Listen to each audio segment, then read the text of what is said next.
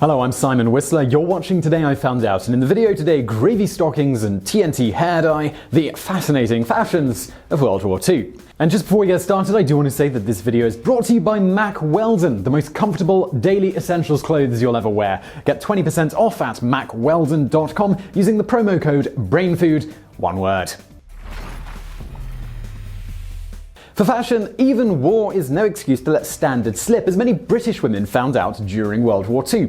As part of doing their part for king and country, they were strongly encouraged to contribute to the war effort by looking their best at all times. In fact, one bit of British war propaganda was literally "beauty is your duty." As you might imagine, this led to some rather ingenious solutions to solve the inevitable shortages of cosmetics and clothing that arose as a result of wartime rationing. On that note, clothing in the UK began being rationed in June of 1941, about a year after provisions were put in place to ration food.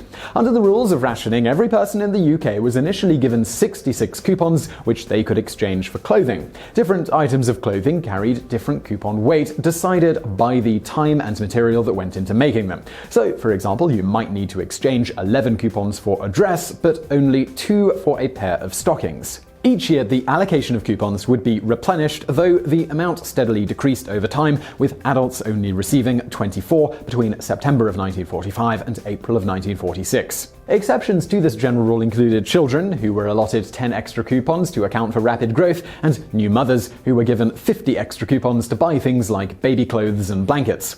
Again, these amounts changed throughout the war to reflect the ever-growing scarcity of supplies.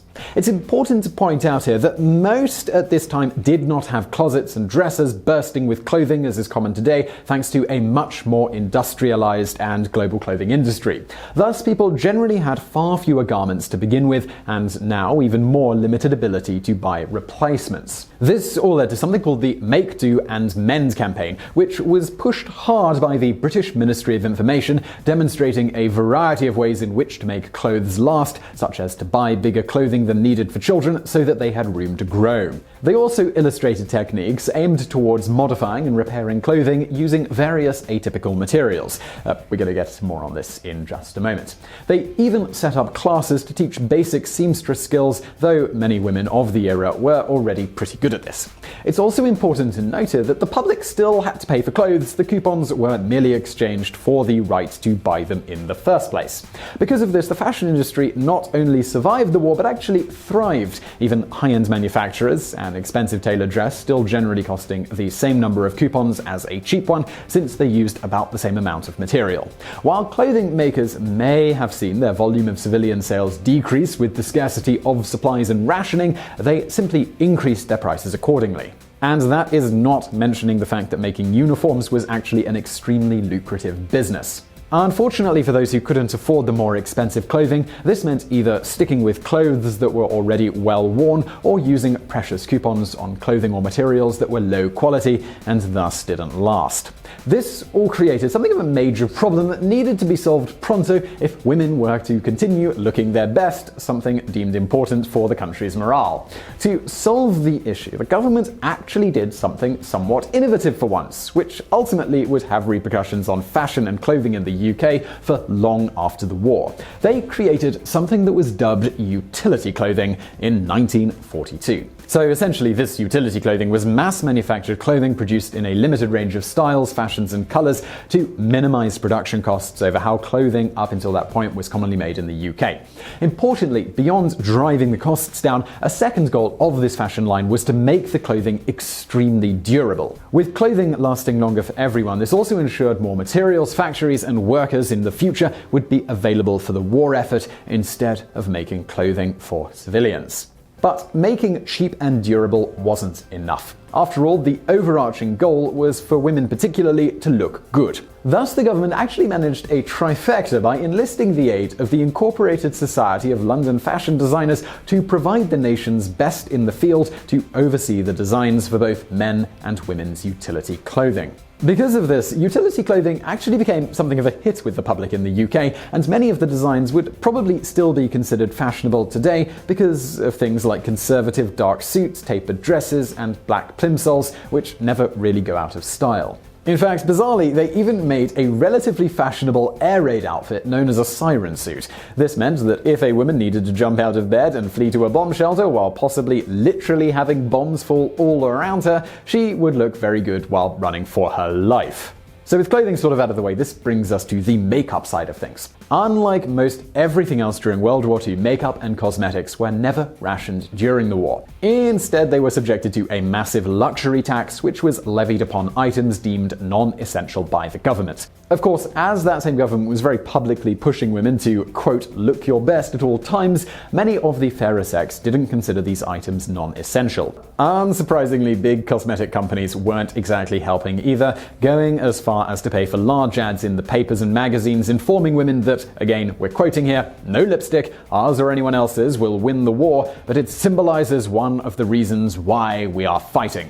On this note, amusingly, the cosmetic brands continued to put out adverts despite the fact that the stock of the very things they were advertising for were low to non-existent. Well, that might make you wonder, well, why did they do this? Well, in essence, it's generally thought that they were afraid that if women got used to not wearing makeup, that when the war was over, some simply might not go back to it. So the companies did everything in their power to push women to continue to find ways to wear some form of makeup.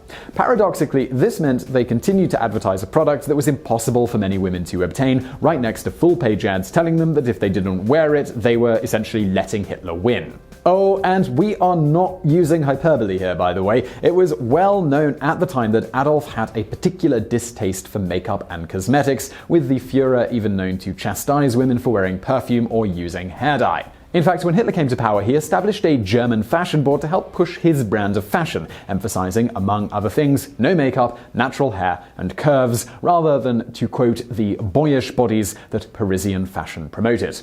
Important to the discussion at hand was the end goal here. According to Hitler, this was that Berlin women must become the best dressed in Europe. So what was a patriotic, Nazi-hating British woman about town to do when she wanted to stick it to Hitler but didn't have the coupons or money to afford a new dress and nobody in town had any cosmetics? Well, in short, she improvised. Women would make new clothing out of everything from curtains to furniture upholstery to old parachutes, and they would raid their wardrobes to reuse, mend, and alter their existing outfits to make them more stylish.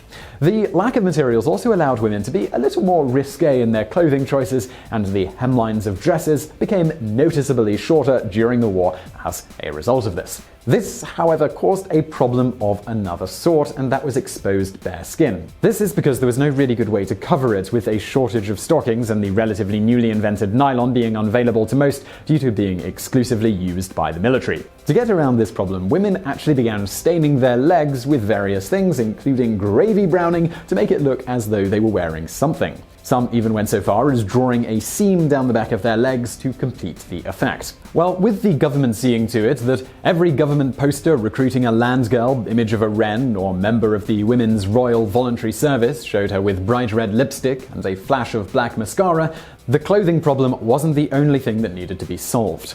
To get around the lack of lipstick, women would dye their lips with beetroot and, somewhat questionably from a health standpoint, use boot polish as a makeshift mascara. They would also shove flowers and other herbs into their pockets to get around the lack of perfume. Also, some girls working in certain factories also notably used the powder meant to protect their face from heat as rouge, and would sometimes speckle their hair in TNT powder to dye it blonde.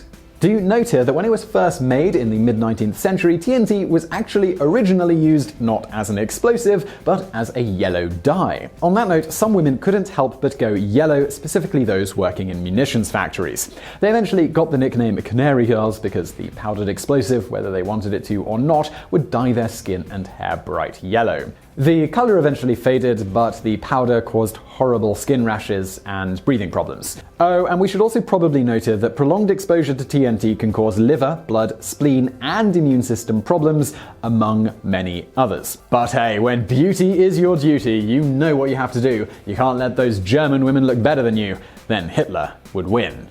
Right? So I really hope you enjoyed that video. Now, you know what the good thing is? It's 2018. That means no rationing, no dyeing your hair with TNT. In fact, these days, we don't even have to leave our homes to get amazing quality clothing. And that rather smooth segue brings me to today's sponsor, Mack Weldon. Now, you are probably wearing clothes right now, at least I hope you are, but I've got some really terrible news.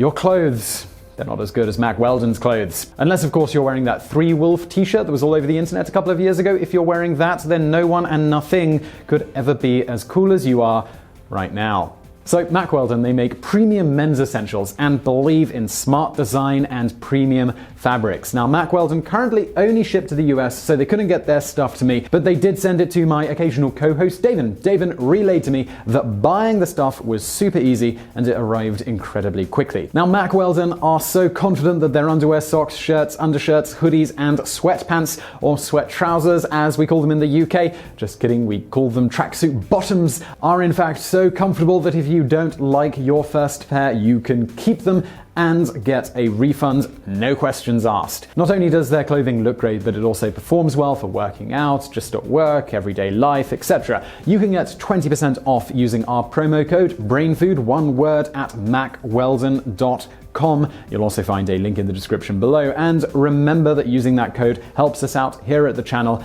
And thank you to Mack Weldon for sponsoring, and thank you for watching.